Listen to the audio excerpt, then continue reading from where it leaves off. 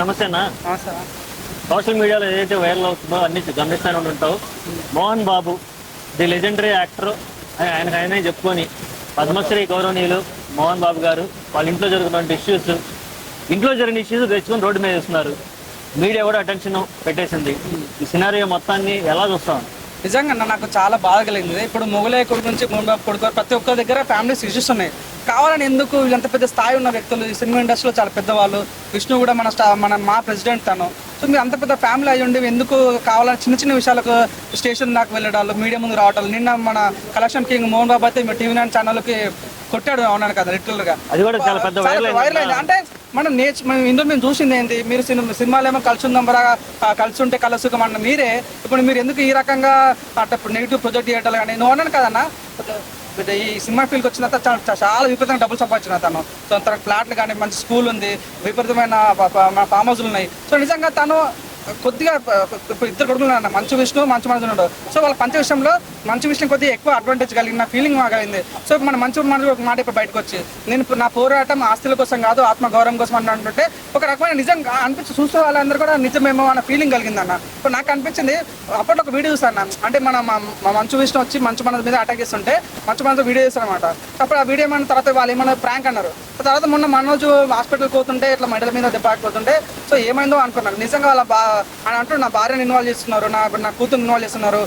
నిజంగా ఇక్కడ వీళ్ళకేమో 20 మంది బాన్సర్లు, వాళ్ళకి 20 మంది బాన్సర్లు. సో అంతా ఏం జరుగుతుందో నాకు అర్థం కావట్లేదు. దయచేసి ఈ విషయం పోలీసు దాకా వెళ్ళింది కాబట్టి న్యాయ వ్యవస్థ కానీ పోలీస్ వ్యవస్థ కానీ తొందరగా ఈ ప్రాబ్లమ్ సార్ట్అవుట్ చేయాలి. ఎందుకంటే చూసే వాళ్ళందరూ కూడా ఎవరు చేయాలి? పోలీస్ డిపార్ట్మెంట్ చేయాలి. చేసే కాదు కదా. అంటే యాక్చువల్ గా ఇండస్ట్రీలో ఏదైనా ఇష్యూ ఉంటే దాసరి నారాయణరావు గారి దగ్గరికి వెళ్ళేవాళ్ళు ఒకప్పుడు. ఇప్పుడు చాలా మంది కూడా మెగాస్టార్ చిరంజీవి వరకు వెళ్తున్నారు. ఇక మోహన్ బాబు గారికి బాగా దగ్గరైన వాళ్ళలో మంచి మిత్రులు అని చెప్పిన వాళ్ళలో ఒకవైపు రజనీకాంత్ గారు, ఒకవైపు చిరంజీవి గారు ఉన్నారు. వీళ్ళిద్దరూ ఏమైనా కల్పించుకొని ఈ సమస్యని వాళ్ళు ఏమైనా పరిష్కరించే అవకాశం ఉందంటారా? అవునన్నా, అది ఛాన్స్ అయితే ఉంది. వాళ్ళు పెద్ద మనుషులు మెగాస్టార్ కానీ మన రజనీకాంత్ సార్ కానీ వచ్చి ప్రాబ్లమ్ సార్ట్ అవుట్ చేస్తే మీడియా ముందుకు కానీ మన స్టేషన్ దాకా పోయేది కాదు. సో వాళ్ళు మించిపోయింది ఆల్రెడీ. వాళ్ళు ఎంతో చెప్పినా వినగినట్టుగా కనిపిస్తుంది. సో నిజంగా వాళ్ళు కూడా మంచి లక్ష్మి కూడా ప్రోగ్రామ్ చేసింది, లైక్ హెల్పింగ్ చేసే వీడియో. సో మంచి లక్ష్మి కూడా అక్కడ కూడా ఇన్వాల్వ్ అయ్యి ఇద్దరు అన్నదమ్ముల మధ్యలో ఈ ప్రాబ్లమ్ సాల్వ్ చేసి కోరుకుంటున్నా. ఈ ప్రాబ్లం అయితే మించిపోయింది అన్న, అంటే చేజారిపోయింది కాబట్టి. సో రాచకొండ పోలీస్ స్టేషన్ దాకా వెళ్ళింది కాబట్టి చూద్దాం మరి ఏం జరుగుతుంది. ఈగర్లు వీడియోస్ వెంటనే ఈ ప్రాబ్లమ్ సాల్వ్ చేయాలి. యాజ్ ఏ మంచి ఫ్యాన్ గా కోరుకుంటున్నా. ఇవన్నీ వద్దు, మనం చూస్తుంటే మాకే చాలా గలీజీ అనిపిస్తుంది. తెలుగు ఆడియన్ గా మీరు చాలా పెద్ద సినిమాలు ఇస్తారు, చాలా మంచి అభిమానం మీరు. అంటే దయచేసి ఈ ఫ్యామిలీ విషయాలు తొందరగా సాల్వ్.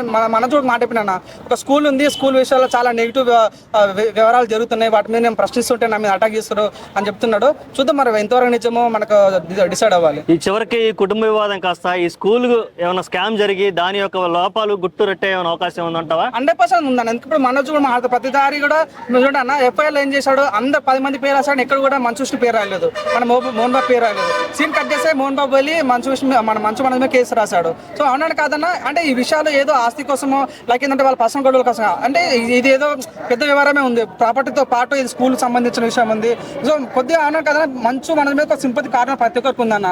ఎప్పుడు కూడా తన గొప్పతనం చెప్పాడు, నేనే గొప్ప, నా ఫ్యామిలీ గొప్ప అని ఎప్పుడు చెప్పాడు. కానీ ప్రజలకైతే కొద్దిగా నమ్మబుద్ధి అన్న ఫీలింగ్ కలిగిందన్న. ఒకవేళ ఇది స్కూల్ కి సంబంధించిన ఇష్యూ వల్ల స్టార్ట్ అయ్యి ఉంటే ఏపీ పాలిటిక్స్ ఇప్పుడు దీంట్లో ఇన్వాల్వ్ అయ్యి దాని మీద కేసు పెట్టాల్సిన పరిస్థితి కూడా కనపడుతుంది కదా.